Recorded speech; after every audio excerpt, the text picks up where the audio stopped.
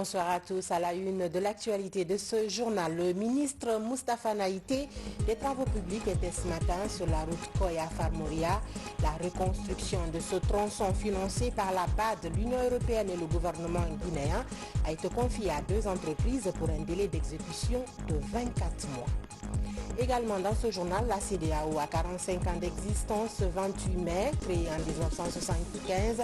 Cette organisation sous-régionale chargée de coordonner les actions des pays de l'Afrique de l'Ouest fait son bilan avec un regard sur la lutte contre le Covid. Enfin, les effets du Covid-19 se font ressentir sur les productions maraîchères à Mamou. Une mission du ministère de l'Agriculture est allée évaluer la situation sur le terrain. C'est tout pour les titres, mesdames et messieurs, bonsoir. Le ministre Moustapha Naïté des Travaux publics était ce jeudi sur le tronçon Koya-Farmoria jusqu'à la frontière sierra-léonaise. Il est allé évaluer le travail sur la reconstruction de cette route confiée à 2 entreprises pour un délai d'exécution de 24 mois. Reportage Ibrahima Keita. Réhabilitée dans les années 80, la route nationale numéro 3 Koya-Farmoria frontière Sierra Leone, longue de 75 km, est dans un état de dégradation très poussé. Il y a plus de 20 ans donc, en lieu et place de cette route internationale, des nids de poules et autres crevasses dictent leurs lois aux usagers.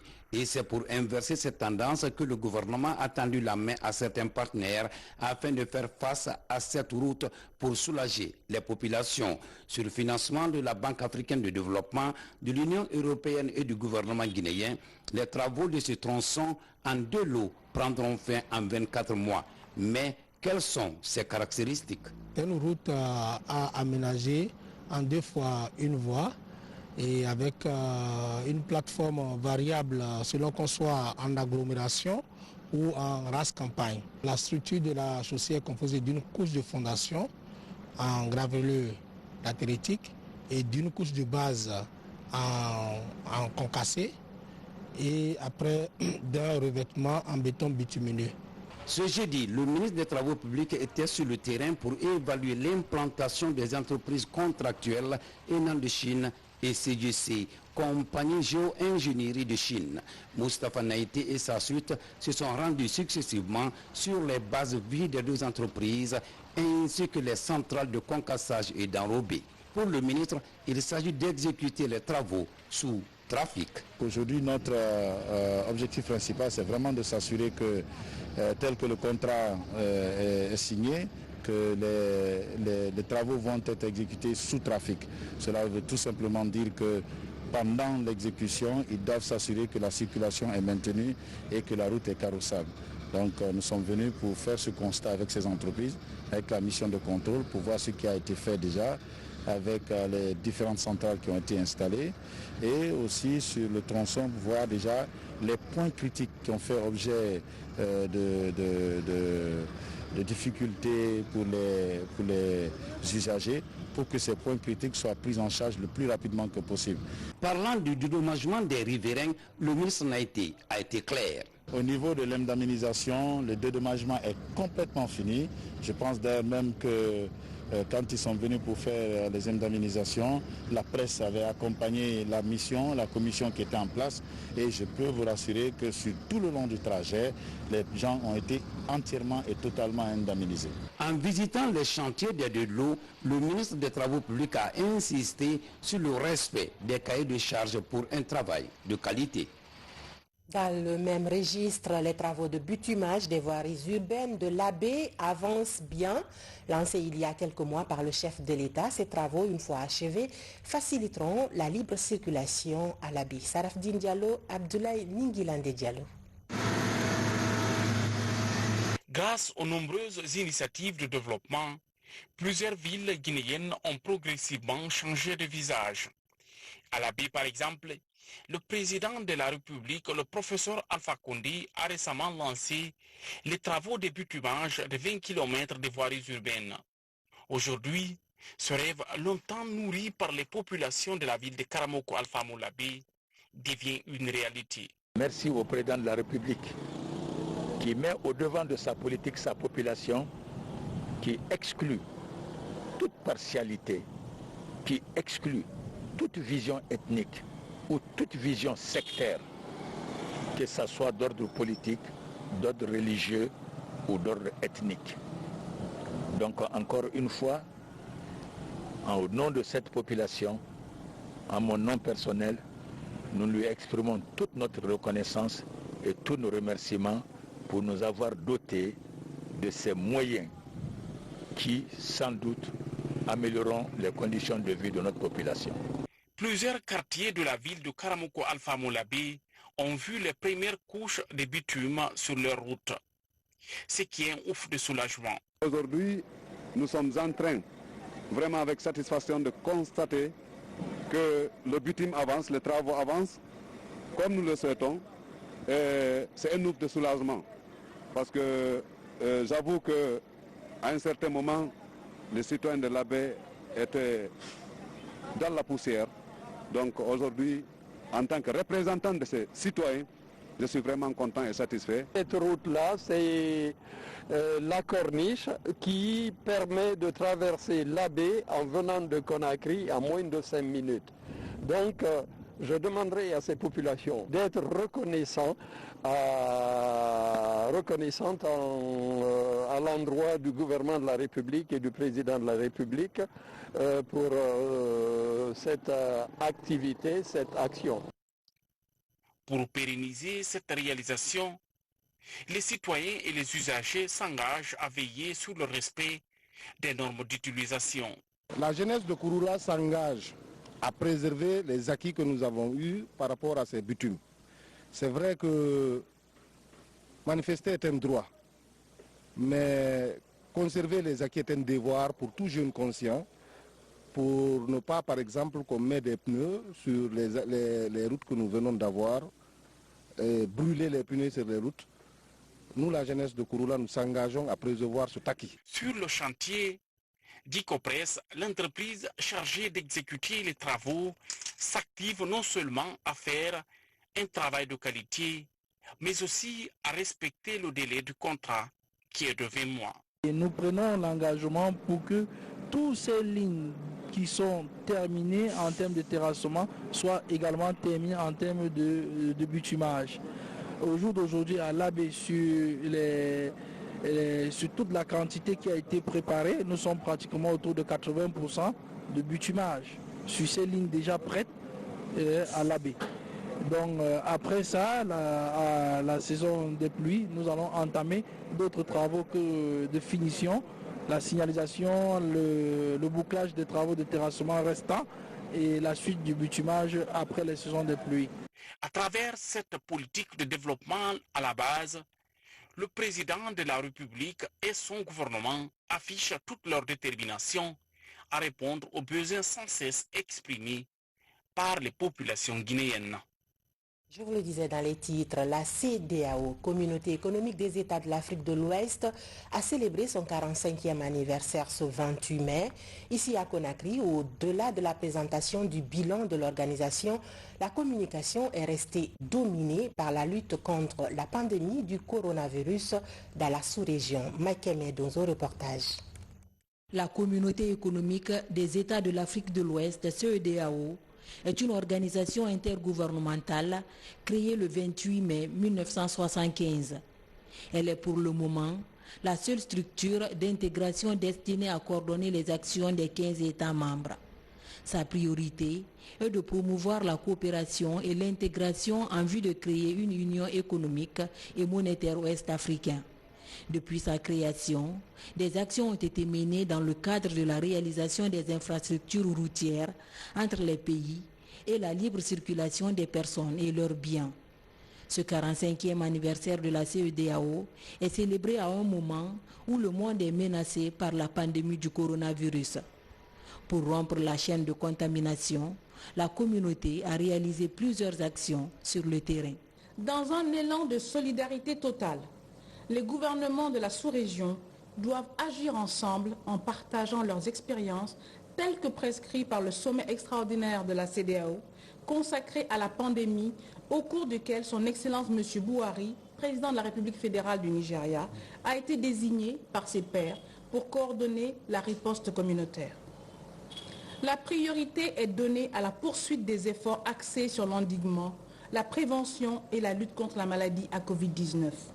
À cet égard, il y a lieu de saluer les initiatives prises par l'Organisation ouest-africaine de la santé, OAS, ainsi que les actions fort louables qu'elle a engagées en coordination avec la commission de la CEDEAO pour lutter contre la pandémie. La Guinée, l'un des pays fondateurs de la CEDEAO, a joué un rôle important dans le raffermissement des relations entre les États membres. Grâce à la clairvoyance et au leadership de notre cher président, le professeur Alpha Condé, j'ai l'honneur et le privilège de mentionner avec alacrité que la République de Guinée, notre pays, membre fondateur de la CEDEAO, consacre dans sa nouvelle constitution un titre, le titre 17, intitulé « De l'unité et de l'intégration africaine ». La Guinée, qui contribue de façon remarquable à la réalisation des conflits, à la résolution des conflits dans la sous-région, réaffirme plus que jamais son rôle stratégique dans la consolidation de la paix et de l'entente des peuples et promeut le dialogue national et international constructif et positif. Aujourd'hui, l'ambition de la communauté économique des États de l'Afrique de l'Ouest est d'apporter aux États membres un accompagnement nécessaire dans le cadre économique, politique, administratif et sanitaire. 45 ans après sa création, quel est aujourd'hui le regard que portent les citoyens guinéens sur cette organisation intergouvernementale destinée à coordonner les actions des pays de l'Afrique de l'Ouest? Nos reporters Maferin Kamara et Sadou Bari ont tendu leur micro à certains citoyens. Suivez leur réaction. Aujourd'hui, en ce qui concerne, quand je prends le cas particulier du programme Wouri, c'est un programme ici qui s'inscrit dans ce protocole de la CEDEAO, c'est-à-dire la libre circulation et comment le matérialiser. Pourquoi on a un programme d'identification? On a un problème commun qui est l'identification des personnes physiques dans nos pays. Je tiens à préciser que c'est près de 196 millions de personnes qui n'ont pas de carte d'identité ou de document d'identification. Donc la CEDEAO s'est saisie de ce problème avec la Banque mondiale pour dire oui, pourquoi pas créer un cadre ou un programme qui permet l'identification de l'ensemble des acteurs. Et quand on a un identifiant, quand on a un document d'identité, on peut facilement accéder aux services et par conséquent permettre cette libre circulation des personnes, des biens et des services dans toute la communauté. Avant le Covid-19, j'étais à Freetown, c'est le dernier pays ouest-africain que j'ai visité. Mais en passant la frontière, c'est quand même compliqué. Je ne pense pas qu'on puisse facilement quitter la Guinée et partir en Sierra Leone ou dans un autre pays avec uniquement sa carte d'identité, alors que normalement l'intégration signifie cela. Avec ma carte d'identité, je devrais quitter ici et aller au Nigeria sans problème, mais je ne suis pas sûr que dans les faits, on soit encore arrivé à cela. Je dirais qu'aujourd'hui, c'est l'organisation intergouvernementale qui est la plus en vue. Pourquoi? Parce qu'elle a réussi à mettre en œuvre beaucoup de ses objectifs. Quand nous prenons par exemple le TEC, le tarif extérieur commun, nous dirons que la CEDEAO a réussi à faire un grand pas. Parce que dans le domaine du commerce, elle a pu harmoniser les différents tarifs douaniers. Dans le cadre également du protocole sur le droit d'établissement et le droit de résidence, je dirais que la CEDEAO a fait de grands progrès. Par exemple, dans le domaine de la libre circulation des personnes et des biens, dans notre sous-région, présentement, dans aucun des 15 États membres, le visa n'est exigé. Sur un tout autre plan, le port autonome de Conakry, principale porte d'entrée des denrées de première nécessité, est doté d'une caméra thermique. C'est un geste du président de la République pour préserver la chaîne d'approvisionnement du pays de toute forme de contamination et par ricochet de propagation du Covid-19. Fodé Camara, reportage. Depuis plus de 8 ans, un vent de renouveau souffle sur la plateforme portuaire, sous l'égide du président de la République, professeur Alpha Condé. Aujourd'hui, au-delà des réformes engagées dans le cadre du partenariat public-privé, par le biais de cette caméra thermique, le président de la République s'engage à armer le poumon de l'économie contre la pandémie du coronavirus. Cette caméra thermique va nous faire connaître la température réelle, normale des passants, parce que nous avons un tourniquet. Dès que tu passes devant le tourniquet, ta température s'affiche directement avec la caméra. S'il s'avère que la température est haute, nous le mettons en observation et ensuite nous avons aménagé une salle d'isolement. Nous allons le conduire là-bas en attendant de se mettre en rapport avec l'Agence nationale de sécurité sanitaire. Pour protéger le personnel, un rigoureux dispositif de sécurité sanitaire est mis en place pour le lavage des mains, sans oublier le suivi à la loupe des différents équipages. La caméra thermique prend plus la population en charge qu'un simple flashage. Donc la caméra thermique est un outil qui nous permettra d'économiser nos efforts, mais en même temps d'être sûr des températures que nous allons prendre par rapport aux passagers. Pour conforter la chaîne de riposte contre le coronavirus, autre geste du président de la République, la mise à la disposition du personnel de la plateforme portuaire de plus de 10 000 masques lavables. Nous avons demandé à toutes les sociétés de consignation et de manutention d'informer les armateurs à leur arrivée qu'on ne veut pas de contact entre les dockers et l'équipage. Donc ils ouvrent les cales, ils vont dans leur cabine, ils laissent nos équipes travailler. Après les opérations de manutention, ils referment les cales. Dans cette croisade contre le coronavirus, beaucoup d'entités évoluant sur la plateforme portuaire emboîtent le pas du président de la République. À l'image de la société Jetma, qui vient d'offrir à l'Agence nationale de sécurité sanitaire des sacs de riz et 3000 masques en guise de soutien des actions de riposte du gouvernement. Nous avons aussi mis en place, depuis le début de cette pandémie, toute une structure pour garder le port autonome ouvert avec les opérations des navires de riz, des conteneurs et des bateaux de pétrole. Nous avons aussi mis en place une équipe d'affrètement des avions pour approvisionner la Guinée en médicaments et en denrées de première nécessité. Cette synergie d'action redynamise la plateforme portuaire dans l'exécution du plan de riposte du gouvernement. À l'international, lors de la première session des travaux de l'AGEPAOC, Association de gestion des ports de l'Afrique de l'Ouest et du Centre, par visioconférence, les actions de la Direction générale du port autonome de Conakry ont été saluées par la quarantaine de participants de cette session de l'AGEPAOC.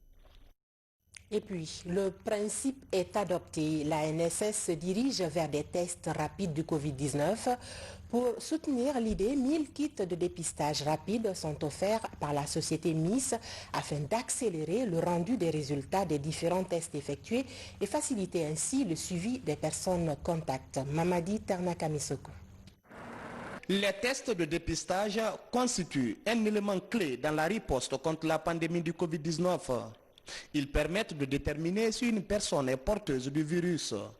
Avec les tests virologiques PCR en cours dans le pays, des retards sont accusés dans la publication des résultats. Pour améliorer le processus de dépistage, le principe de l'utilisation des tests rapides est acté par l'Agence nationale de sécurité sanitaire. Lors de notre réunion d'hier, ici, avec certaines autorités des services de sécurité, le principe d'utilisation de tests rapides a été adopté pour que nous puissions tester plus de gens, bien sûr dans un cadre encadré. Aujourd'hui même, je dois recevoir la note technique des techniciens de laboratoire qui fixent les conditions d'utilisation des tests rapides. S'il plaît à Dieu, nous pensons qu'en début de semaine prochaine, ces tests rapides-là pourront être utilisés par les services de santé afin d'améliorer le rendu des résultats. Déjà, un premier partenaire manifeste son désir d'accompagner la Guinée sur ce élan.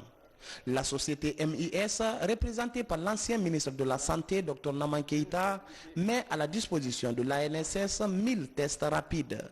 Des intrants dont la fiabilité est prouvée en Europe. Tant qu'on ne testera pas beaucoup de personnes, je pense qu'on ne s'en sortira pas dans cette épidémie. Et c'est pourquoi nous avons initié, n'est-ce pas, de faire cette remise-là aujourd'hui, pour que lorsque l'ANS va nous adresser un rapport quant à l'utilisation et la fiabilité, n'est-ce pas, de ces tests, et je pense que le Medéquipe encore est prêt, n'est-ce pas, à faire d'autres dons par rapport à cette riposte.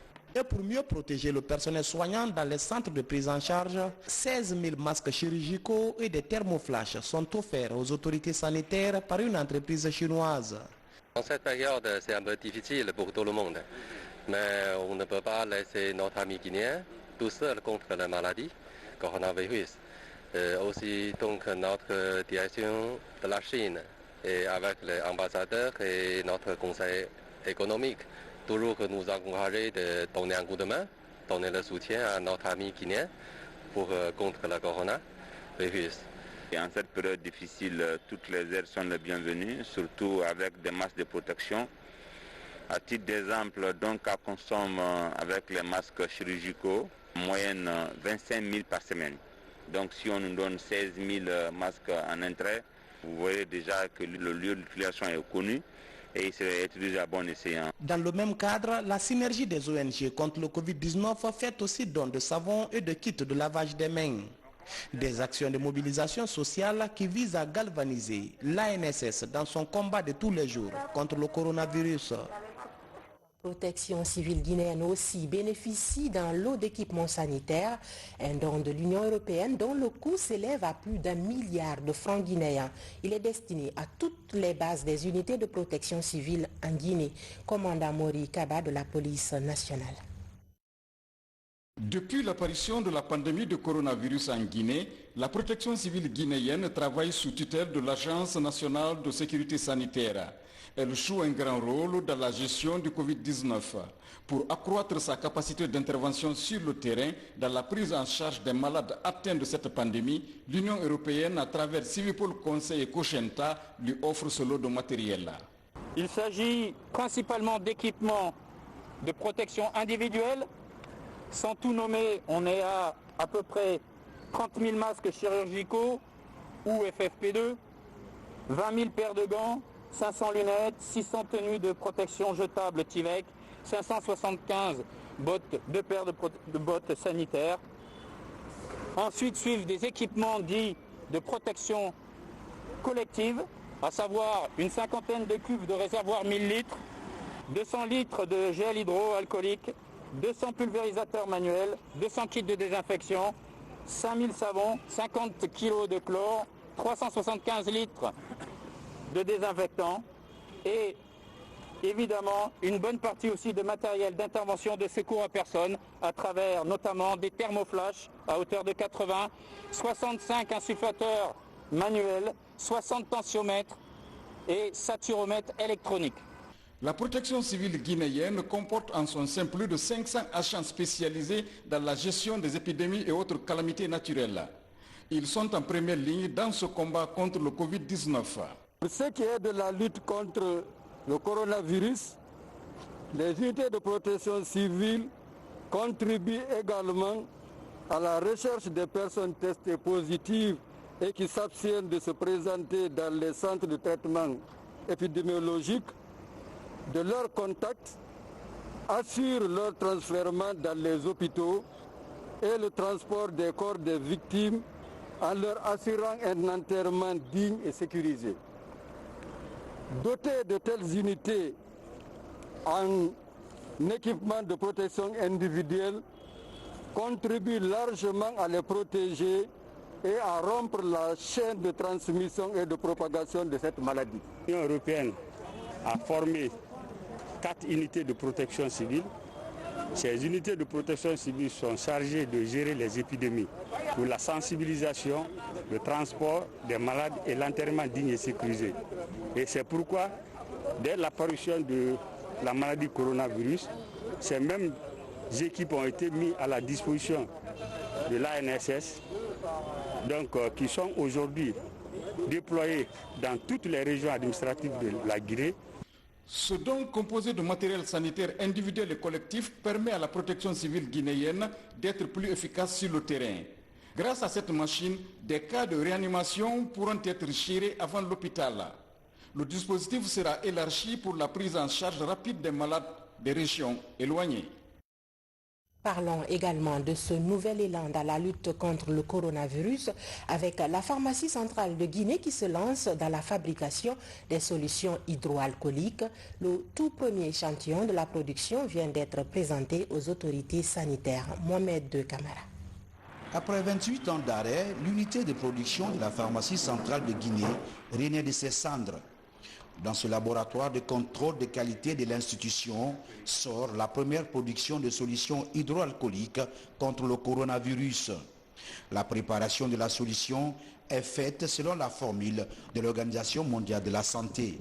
L'alcool doit être à 75 à 85%. La pyroxyde d'hydrogène doit être à 112% jusqu'à 137%. C'est ce qu'on doit contrôler avant de livrer la solution hydroalcoolique Paris, qu'on doit conserver pendant 72 heures, 3 jours avant de commencer à l'utilisation. Dans ce laboratoire, près de 200 litres de solutions hydroalcooliques sont préparés en moyenne par jour.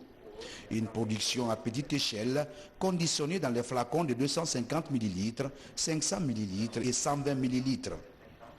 Les différents flacons du premier lot sont présentés aux autorités sanitaires et à la représentation pays de l'Organisation mondiale de la santé. Sur toutes les places publiques, nous rencontrons toutes sortes de solutions hydroalcooliques dont la provenance généralement est douteuse.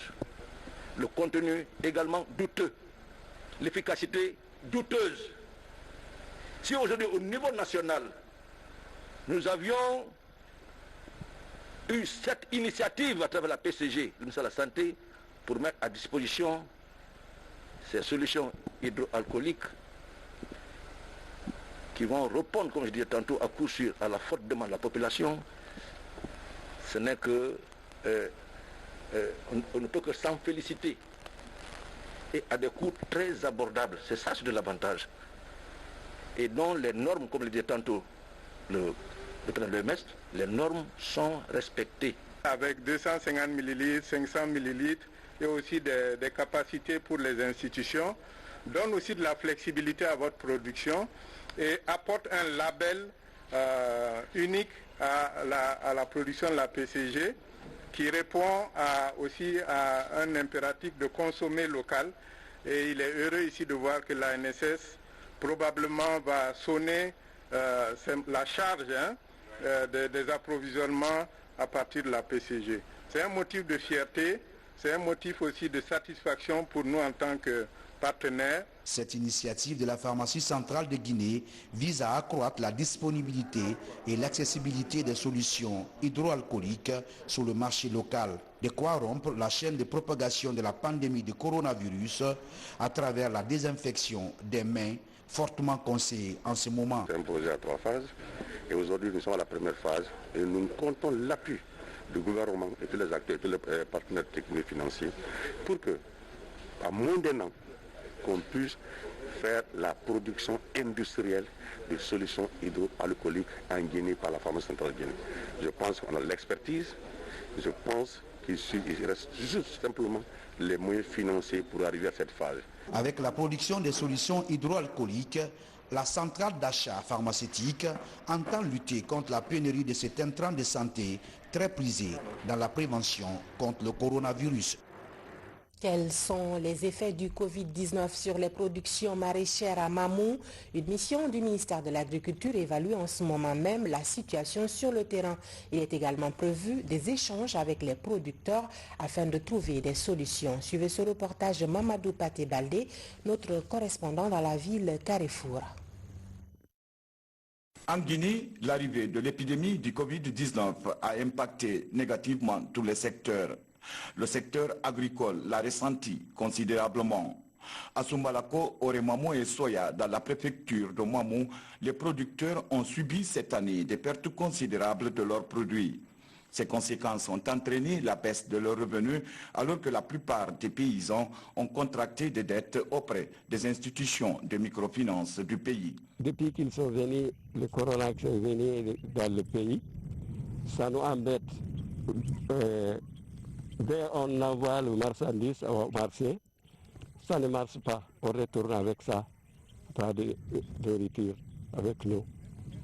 Et on pleure à le responsable de nous aider. Menen ɗo komin remoɓe haray min gollay kobo e ñamaku awa e tamati fof muɗum. Vous le voyez, nous sommes dans une situation très critique. Avec une telle production de près de 25 hectares qui a vraiment très bien donné. Mais faute de preneurs, nous n'avons pas un preneur potentiel. Les gens ont contracté de grandes dettes pour réussir leur production. Avec la fermeture de frontières, la multiplicité des barrages à l'intérieur du pays et le manque de moyens de transport font que les quantités de pommes de terre et d'aubergines produites sont vendues à vil prix, tandis que d'autres stockées dans des magasins inadaptés, faute de chambres froides, pourrissent sous l'œil impuissant des producteurs. Et ici, l'impact de cette maladie de coronavirus, il est plus qu'évident.